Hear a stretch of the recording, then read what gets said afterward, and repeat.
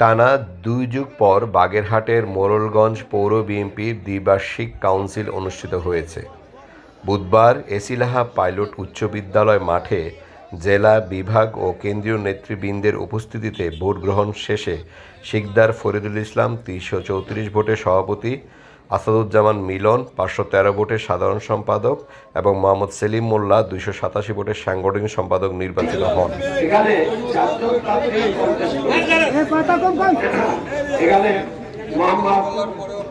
ইমরুল কবির, মতিউজ্জামান মহারাজ, আব্বাস মুন্সি এবং সেলিম মোল্লা। আমি নিচের থেকে বলছি কে বিজয়ী হয়েছে, সর্বশেষ আমি তার নাম ঘোষণা করি।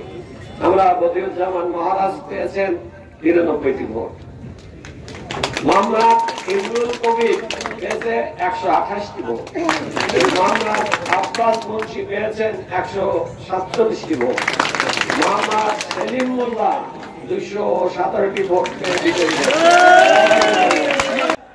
কাউন্সিলের দ্বিতীয়ার্ধে ফলাফল ঘোষণা করেন বিএনপির ভারপ্রাপ্ত সাংগঠনিক সম্পাদক অনিন্দ্য ইসলাম অমিত ও শিক্ষা বিষয়ক সম্পাদক ডক্টর এবিএম ওবায়দুল ইসলাম। উদ্বোধনী বক্তব্য দেন জেলা আহ্বায়ক ইঞ্জিনিয়ার এটিএম আকরাম হোসেন তালিম। বিশেষ অতিথি হিসেবে উপস্থিত ছিলেন জেলা সমন্বয়ক এম এ সালাম ও নেতা খায়রুজ্জামান শিপন। আমাদের ভোটার হচ্ছে ৬৩৯টি, তার মধ্যে ভোট গ্রহণ আমরা পেয়েছি ৫৯৬টি, বাতিল ভোট হয়েছে ১৩টি। ৩ জন প্রার্থী প্রতিদ্বন্দ্বিতা করেছেন মোহাম্মদ ফরিদুল ইসলাম, মোহাম্মদ জাহাঙ্গীর আল আজাদ এবং মোহাম্মদ মিজানুর রহমান।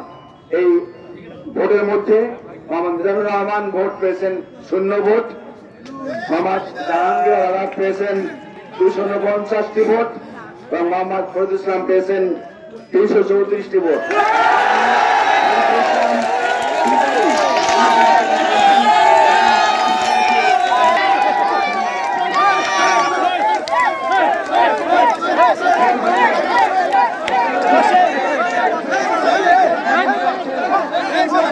এই কাউন্সিলে দীর্ঘদিন পর সংগঠনের পুনর্জাগরণের আশাবাদ ব্যক্ত করা হয়।